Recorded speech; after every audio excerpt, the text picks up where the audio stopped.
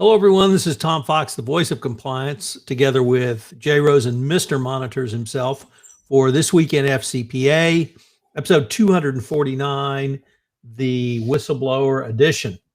Big news in whistleblower information and a huge SEC award this week, as Jay and I are back to look at some of the week's top compliance and ethics stories, which caught our collective eye. We are going to be joined by special guest Asha Palmer to talk about the upcoming Converge21 Workshop Edition.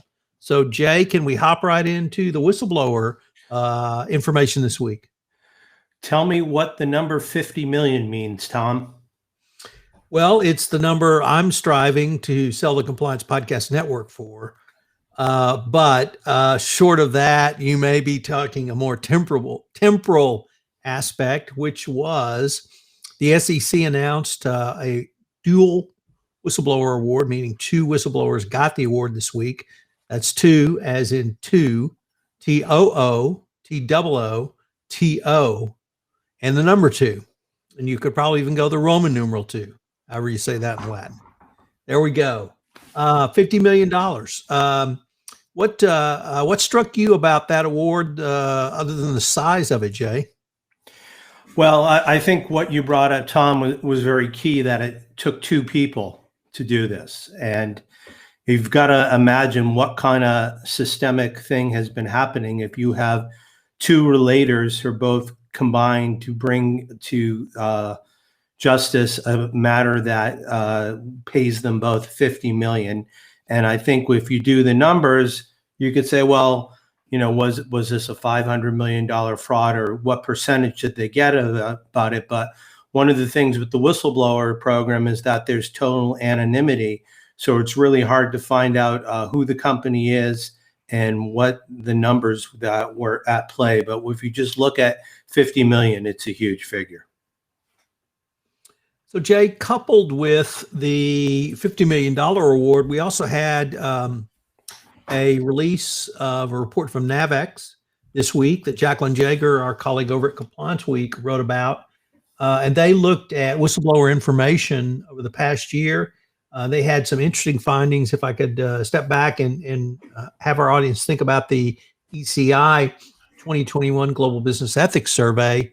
There we had employees indicating they felt more pressure to cut corners, and whistleblower retaliation was really through the roof, up at, I think it's 79%.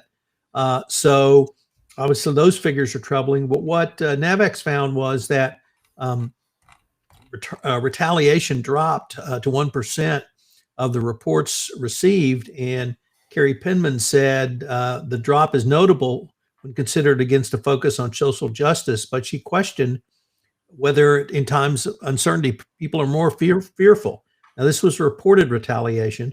So Carrie suggested, Carrie's the EVP at Navix and also their chief compliance officer, this is a good time to take a look at your retaliation prevention programs, training on the issues of retaliation and helping managers and supervisors recognize retaliation.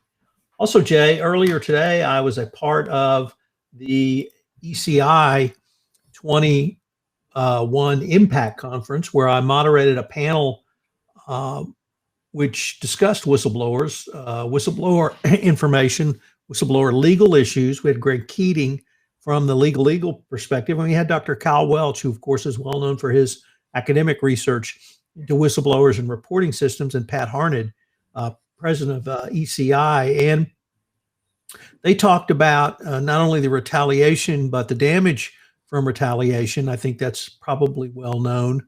And more importantly, Greg had some really good thoughts on how to train for and help to prevent retaliation. And he thinks it's really the frontline managers, and that he advocates significant training for the frontline managers on not simply how to accept a report, but where to go to the report, or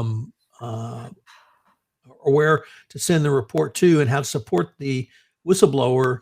And then he also added there should be incentivization for frontline supervisors by the number of reports they bring in, and more importantly, the number of reports they pass up the line.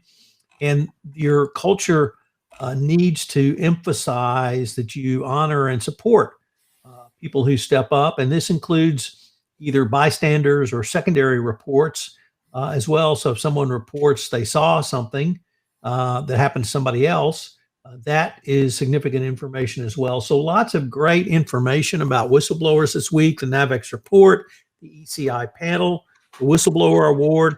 And Jay, I think it's fair to say that this is going to be a big impetus of the federal government going forward. Greg Keating gave the figure earlier today that the SEC has awarded over $1.1 billion now in whistleblower awards. It ain't going away, and it's only going to increase. The AML law of 2020 had an expanded whistleblower section for shell companies and reporting anonymous corporations to OFAC and the Department of Treasury.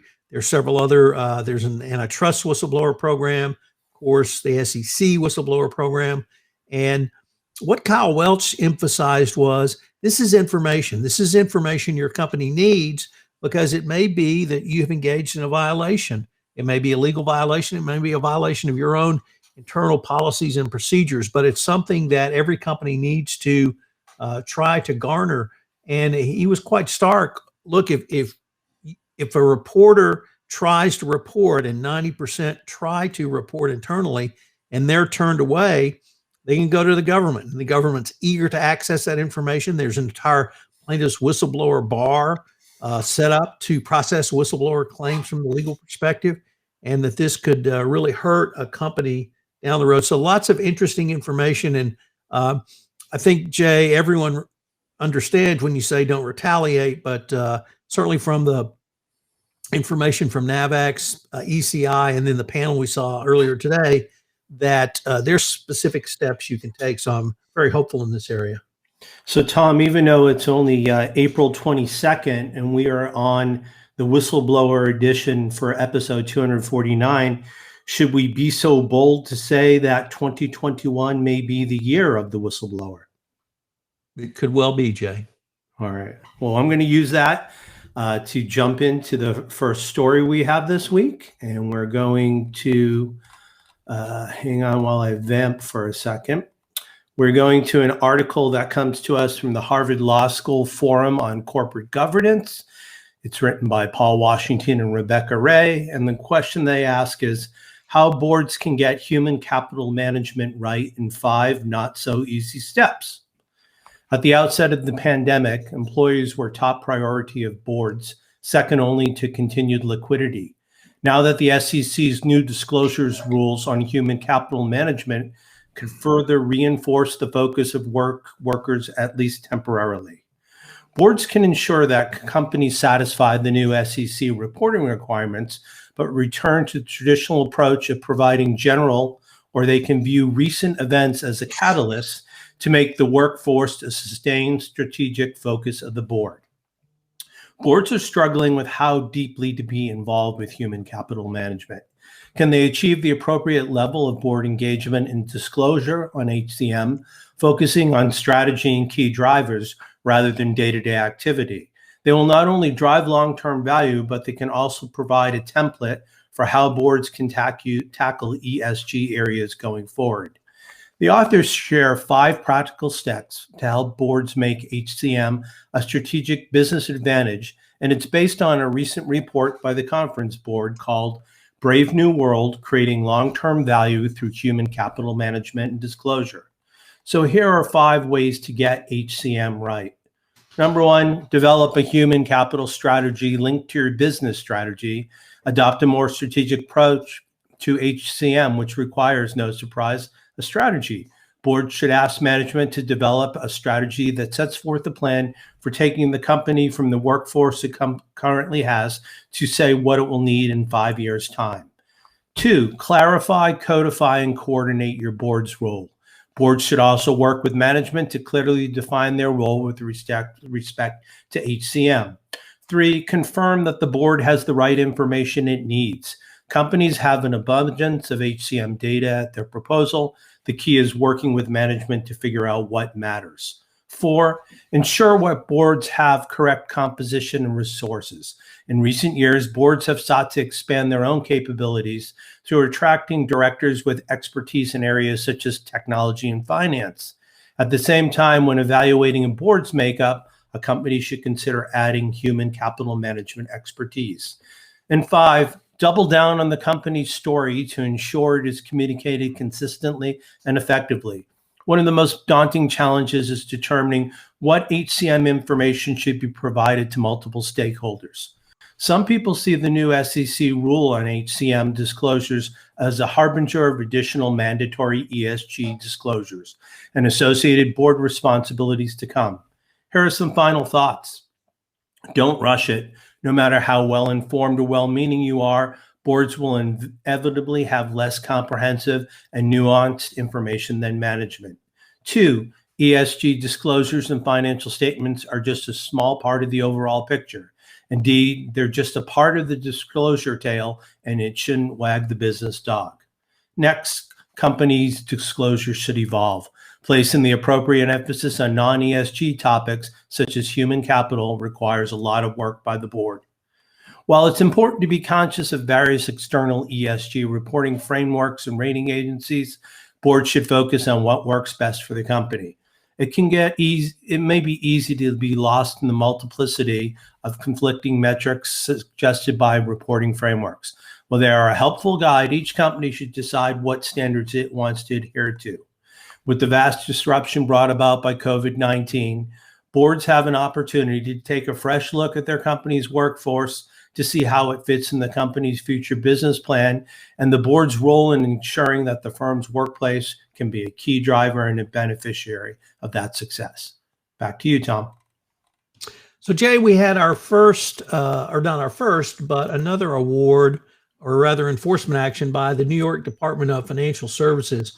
This involved the company National Securities Corporation, and they failed to implement a multi-factor authentication or reasonable equivalent for security, failed to notify the DFS of 2 cybersecurity events, and falsely certified compliance with the relevant regulatory standard.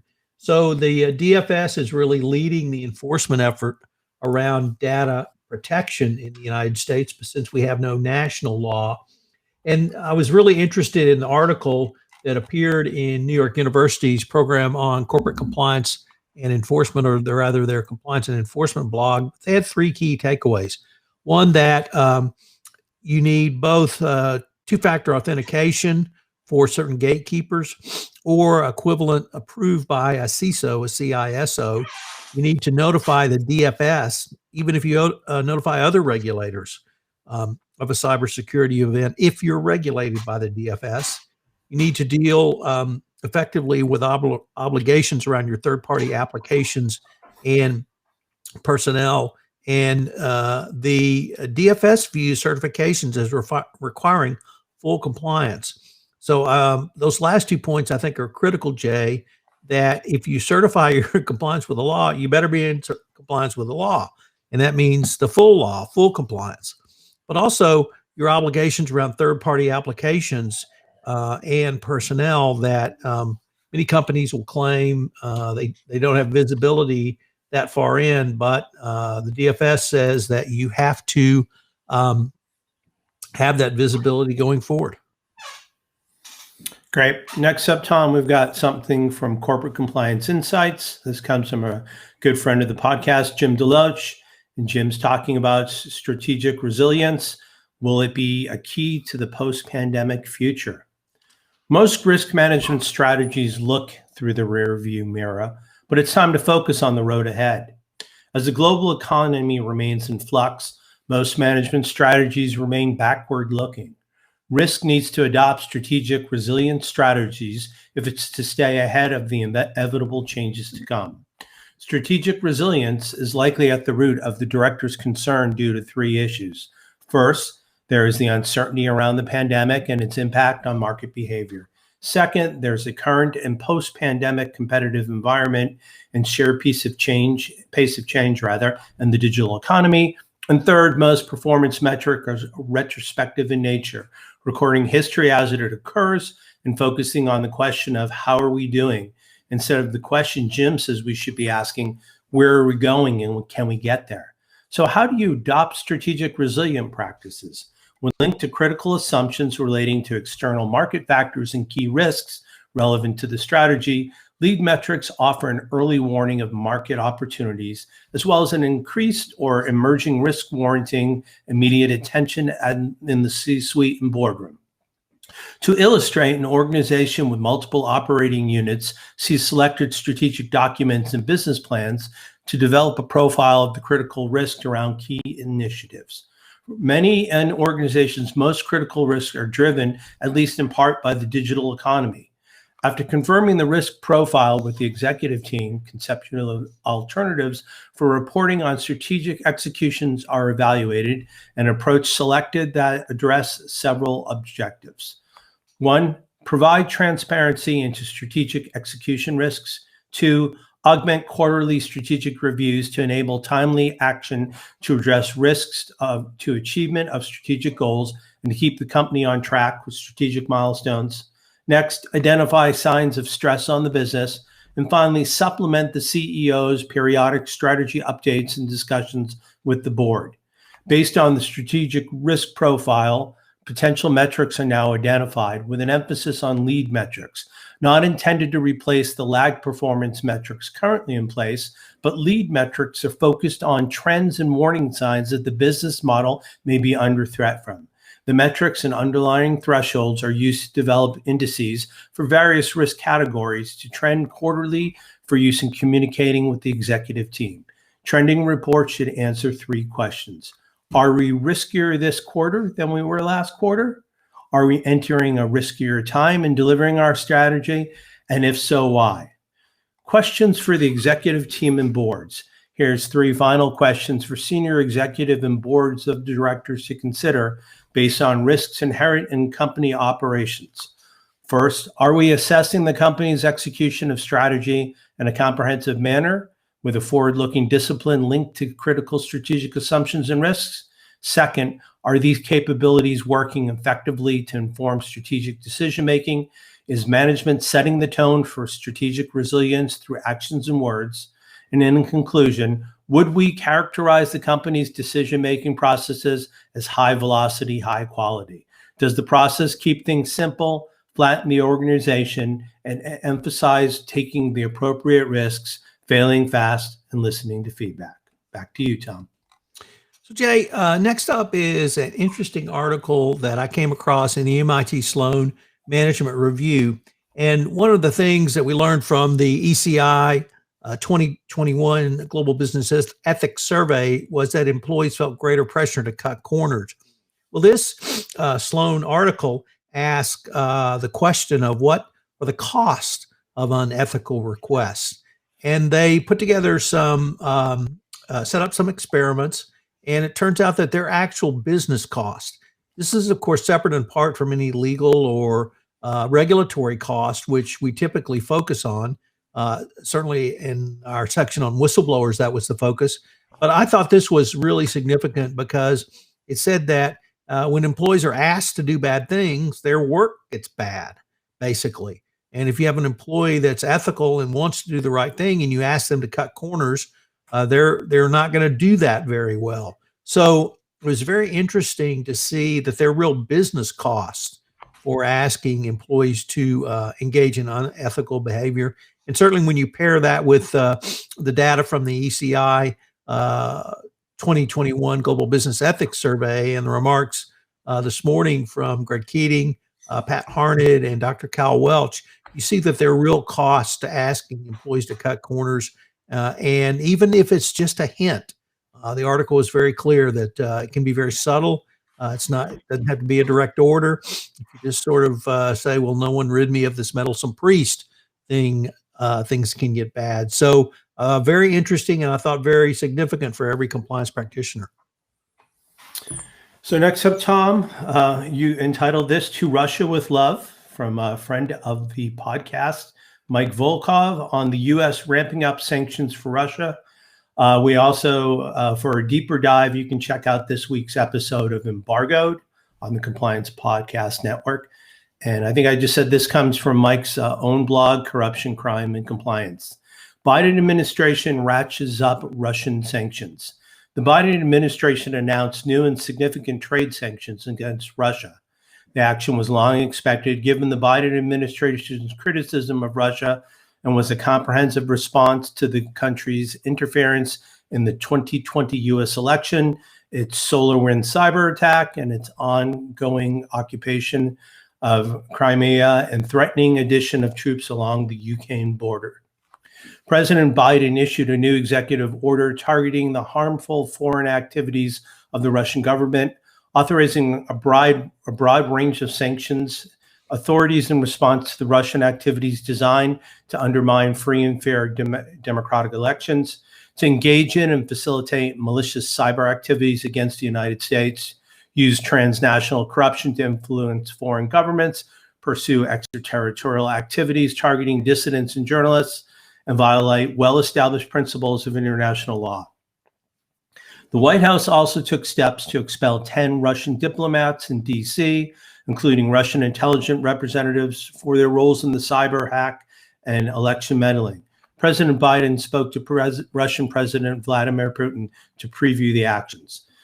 Not to be left out, the Treasury Department issued special sanctions under new executive authority. These new sanctions bar U.S. financial institutions from participating in the primary market for bonds issued by Russia's central bank and other financial institutions. The Treasury Department also sanctioned 6 Russian technology companies that support the Russian intelligence cyber program, along with 32 individuals. The White House also named Russian Foreign Intelligence Service, aka SVR, as a primary actor for SolarWinds hack. They sanctioned individuals, including Alexei Gromov, first deputy chief of staff, who was previously designated under an executive order, and the Treasury Department adopted further sanctions against Yevgeny Prigozhin, a Russian financier.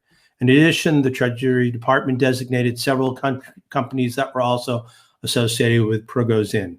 Finally, the Treasury Department designated Konstantin Kilimnik, a name you might recall from the Mueller investigation. He's a Russian and Ukrainian political consultant associated with Russian intelligence services. So it's a pretty big rebuke of Russia and what they've been doing to us for the last 4 years. Back to you, Tom. So, Jay, you may remember the ComEd imbroglio involving the Speaker of the House of the state of Illinois, multi-million-dollar bribes paid, ComEd seriously damaged both legally and reputationally. And this article comes to us from Vincent Wu in the Global Anti-Corruption blog, and he takes a look at really the bribe receiver side of this, and the Speaker of the House of Illinois, and how he used tactics and strategies that he had successfully employed as Speaker, where the maxim absolute power corrupts absolutely, to really browbeat ComEd once he had him on the hook and they'd paid a bribe. He knew now the question was not if, but just how much more. And he was able to place his cronies on the ComEd board so that effectively he criminalized or definitely negatively impacted the board of ComEd. And it's a great lesson for the compliance practitioner, Jay, because, of course, this happened inside the United States. And most of our colleagues typically think about outside the United States, which is the focus of the Foreign Corrupt Practices Act. But it reemphasized the need, along with First Energy and its sister state of Ohio, that you have to have robust compliance inside the United States and in all your business action. So a good reminder of ComEd and some really interesting analysis by Vincent Wu of the overlap of how political power not simply corrupts, but how it actually can corrupt businesses as well. Thanks, Tom. Next up, we've got part 2 that's coming to us from Notre Dame's Deloitte Center for Ethical Leadership. Brett Beasley's writing here, and he's talking about stories to make your values stick. When it comes to building character in ethical cultures, stories aren't entertainment, they're essential. How would you describe your organization and your leadership? You might use terms like data-driven or results-driven, but what about story-driven? If not, you may be missing out on some potential benefits to yourself and your team. Research suggests that when it comes to the important task of instilling and living values, stories should be the centerpiece of your strategy. Organizations struggle to build and maintain an organizational culture that puts ethics first. Culture is one of those areas where you never declare victory. After all, an organization's culture depends on its people. As employees leave an organization and new hires come aboard, there's a constant need to instill a clear sense of how we do things around here. Recent research suggests that stories are a uniquely powerful way to integrate ethics into the onboarding process. Stories are featured one of two types of characters, either leaders in the organization or low-level employees. Additionally, there are two types of plots. The character either upheld or violated the organization's values, or researchers were able to follow employees from each group over time. Gathered data on the employees' subsequent helping behaviors and unethical actions were used to determine if the stories had any tangible effects. The findings were simple. Stories about values are incredibly valuable. The use of stories had a tremendous impact that showed up in employees' behavior. Researchers discovered that some stories about values are more valuable than others. Stories about leaders doing the right thing help new hires learn the value of that an organization espouses. But the stories that seemed to have more effect were low-level employees who played a bigger role in shaping new hires and actual behaviors. This was largely because new hires identify with lower-level employees more like them than with executives. Let's look at stories and character. It's not just culture. Research also suggests that stories are indispensable for shaping individual characters. Many scholars now insist we should understand our moral lives in terms of a story or a narrative. One of the first and most influential scholars to make this claim was Notre Dame moral philosopher Alasdair MacIntyre. In his 1981 study, MacIntyre claimed that a human being is essentially a storytelling animal. To live a moral life, he argued, we have to think about our life as a whole and thinking of it as a constantly evolving story. To test his claims, Dan McAdams in Northwestern had collected thousands of life stories about people who live what psychologists called a generative rather than stagnant lives. And in fact, they tend to see their lives as a particular kind of story, not just a series of loosely connected episodes. Here are 5 themes that are consistent. 1, they experienced some early advantage in life that made them want to help the less fortunate. 2, they developed sensitivity to oppression, inequality, or other forms of suffering. 3, they were given a strong moral framework. 4, they experienced negative events and thought to transform them into positive ones. And 5, they aimed to improve others' lives. So now how do we put this in practice? Just don't state values, but share stories. First, be strategic about storytelling. Not every moment in the life of an organization calls for a story. Second, know your story and tell it. To build a story-driven organization, start by becoming story-driven yourself. Everyone likes a leader who can tell a good story, to inject life into a meeting, or provide a clear, colorful example. But research shows that stories are valuable for much more than entertainment and clarification, especially stories about values. The road to moral character and an ethical culture runs through the imagination, and stories may be the most powerful vehicle we have for traveling it. Please join us next week when we check in for the final installment, which will explore practical ways we can cultivate our moral imagination. Tom? So Jay, next up, we have a really interesting piece from Risk and Compliance Europe, and they talk about the role of complexity in compliance. And when I saw the title of the article, I thought it was going to be similar to the Johnson Controls FCPA enforcement action from a few years back, where the accounting in the Chinese business unit was so convoluted that the company couldn't figure out what they were doing. And my response was, if your internal auditors can't figure out what a business unit is doing on in their financial records, you need to shut down that business unit. But that's not the focus of this article. The focus on this article is about data and technology. And the authors really posit that the more complex you make data and the more complex you make data analysis, you have the situation where basically employees will check out. and they will sit back and say, well, it was the process. It wasn't me. And this, I think, is a really important point that people, and particularly data scientists, are talking about bias in your data. But here, it's what happens when you have digitalization. And if you have advanced digitalization, are employees going to really lose contact with that human touch with their stakeholders? And I really thought that was interesting because certainly in the financial sector, there's many fintech products and solutions, but the authors caution that this may lead to what they call moral distancing and moral regression, as complexity tends to blur our sense of responsibility. When you say, well, it's the system, it's the procedure, it's AI, it's something else, and that we need to be cognizant of that. And we often talk about, well, I mean, I've never gotten the memo that Skynet's become self-aware. Perhaps you have in Southern California, but there's always got to be the human touch, and there's always got to be a human interface to oversee the data. But this really points to the need for the human touch so that the humans involved don't rely too much on the AI and have this moral distancing and moral regression. Thanks, Tom. We're going to close up the story section with asking, can the government make us more ethical? Jeff Kaplan explores in his own conflict of interest blog. In Preferences Change in Behavioral Ethics, Can States Create Ethical People? Yuval Feldman and Yotam Kaplan of Bar-Ilan University write, law and economic scholarship suggests that in appropriate cases, the law can improve people's behavior by changing their preference.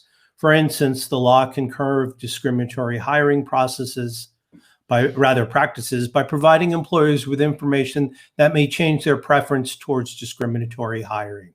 Supposedly, if employers no longer prefer one class of employee to another, they will simply stop discriminating with no need for future legal intervention. The current paper adds some depth to this familiar analysis by introducing the insights of behavioral ethics into the law and economics literature on preference change. Behavioral ethics research shows that wrongdoing often originates with semi-deliberative or non-deliberative cognitive processes. These findings suggest that the process of preference change through the use of law is markedly more complicated and nuanced. They further write, organizations such as schools and workplace can be more effective than law in the state in inducing ethical awareness and changing implicit attitudes. Such organizations offer intense social frameworks in which people spend a significant amount of time in close proximity to guiding rules and supervisory authorities. Such organizations are also allowed to engage in practices of habit formation that we might not tolerate when it comes to the government. This means the law can change ethical preferences more effectively, not by trying to engage with people's awareness directly, but by creating requirements that will change relevant organizations and incentivize those organizations in turn to engage directly with people's preferences and awareness. Indeed, with the promulgation of detailed compliance program evaluation standards over the last year by the Department of Justice, we see what is probably a more compelling use than ever before of sanctions to promote businesses to take the type of intense engagements described above. It's important to consider, as the authors have, how ethical forces in one sphere of activity can impact the ethicality of others. Finally, in considering government's roles in promoting ethical thought and deed, it's worth recalling that Justice Louis Brandeis once said, "Our government is the omnipresent teacher. For good or for ill, it teaches the whole people by example." While Brandeis was speaking about violations of the law, the point seems just as applicable to ethics. Back to you, Tom. So Jay, next up, we have Asha Palmer. Asha is EVP at Conversant, and she heads the Converge conferences, and she is here to talk to us about Converge21, the Workshop Edition. So Asha, first of all, welcome, and thanks so much for taking the time to visit with us. Yeah, thank you, Tom and Jay. It's great to be here.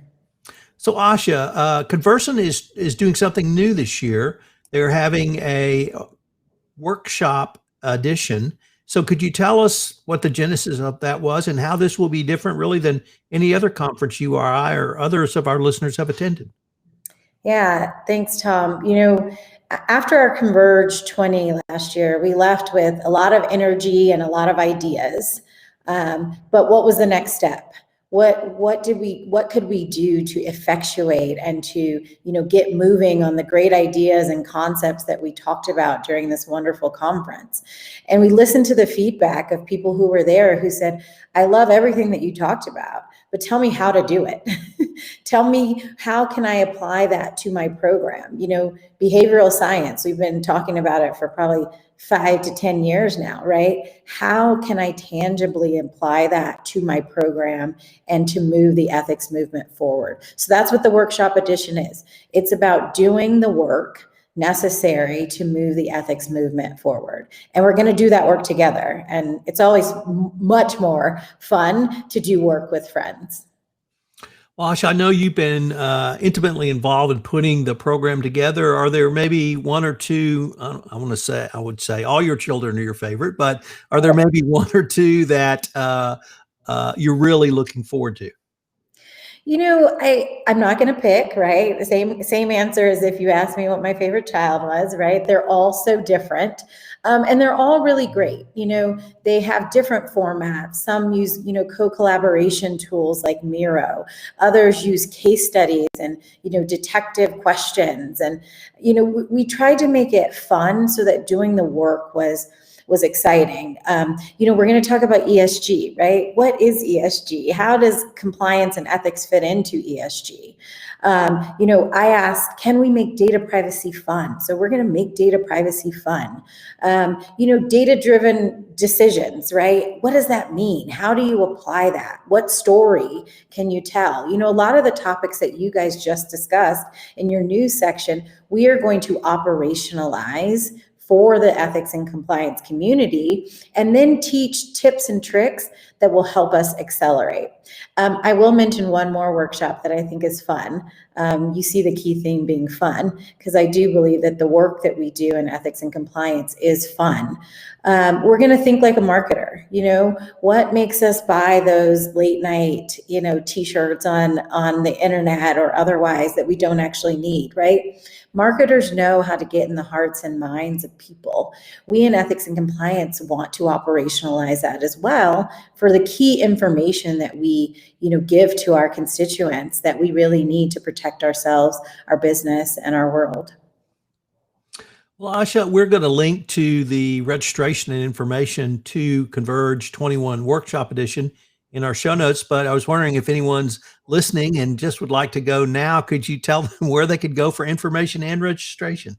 Of course I can. It is it's conversant.com/converge. So conversant.com/converge. And did we mention that it's free? Completely free to practitioners. These 2-hour deep dives you'll walk away with tangible things you can apply to your program, and all for free. Well, I, for one, am greatly looking forward to it. I'm on a couple of panels and I've really enjoyed writing up the exercises and other information. And I look forward to hearing your thoughts as well, Asha. And thank you very much for taking the time to visit with us.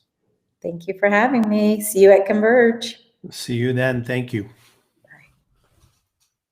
All right, Jay, we are now on to podcasts and events. So, okay, go ahead. No, go ahead. Podcasts and events. One of the most fun podcasts I'm doing over this next week will be my final one is The Falcon and the Winter Soldier. I have to stop myself every time because I'll date myself by saying I think of The Falcon and the Snowman movie. So the Falcon and Snowman, currently streaming on Disney Plus. Megan Doherty, a co-founder at One Stone Creative, and I are doing a podcast series. We just posted episode 5 this week, which was Truth. Friday night, episode 6, the ultimate final episode drops. So we'll be podcasting on that next week. On the Compliance Life, Jay, as you know, this month I'm visiting with Jonathan Kellerman on his journey to the CCO chair. And in episode 3, he talked about getting into the chair, moving from a consultant's role in what he called was an offer he couldn't refuse sort of situation. So I know you and your colleagues at Affiliated Monitors hosted part 2 of a great 2-part series. Could you tell us a little bit about that? Sure, I can definitely give you the highlights, Tom. Don Stern and Eric Feldman, who are 2 of our managing directors, continued part 2 of a podcast with our special guest host, Rod Rosenstein, the former Deputy Attorney General, and he's currently a partner at King & Spalding. The first part of the podcast, which dropped 2 weeks ago, was the past, the present, and the future of compliance. And now we take up the other side of the coin and we look at the past, present, and future of monitoring. And as always in our podcast, Rod and Eric will continue and will conclude with key takeaways at the end of the podcast.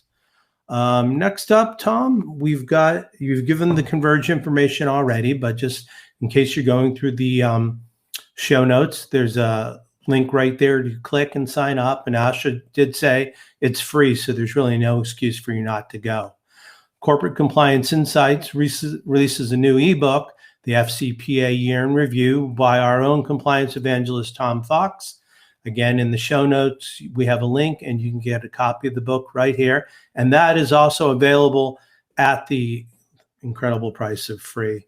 Tom, we've got one thing that does cost some money. Can you tell us about the Compliance Handbook 2nd edition? Sure. Compliance Handbook 2nd edition is available on pre-sale with a discount from its publisher, LexisNexis. I've linked to it in the show notes. You can use Fox25 to get a 25% discount. It is humbly, I would suggest and submit the single best one-author volume on compliance programs, how to design, create, and implement a best practices compliance programs, literally from A to Z. So check out the Compliance Handbook 2nd edition. Jay, if I could add to the information about Converge21, the Workshop Edition, that'll be held May 5th and 6th. There will be both a Europe and US component. So if you're an insomniac and get up at 4 a.m., not naming any names of the 2 of us, but and you want to participate, you can do so, once again, at no charge. If you're like Mr. Monitors himself, who tends to not be an insomniac, at least early in the morning, maybe late at night, you can check out the U.S. Edition of it. So, Jay, you want to take us home? Definitely. On behalf of Tom Fox, the voice of compliance, who can be reached at tfoxlaw.com, and myself, Jay Rosen, aka Mr. Monitor, you can reach me at the initial J Rosen at affiliatedmonitors.com. And we'd like to thank you for joining us for this week in FCPA episode 249 for the week ending April 23rd, 2021, the Whistleblower edition. We hope you and yours are safe, that you have a great weekend, and we look forward to seeing you next week when we speak about this week in FCPA. Take care.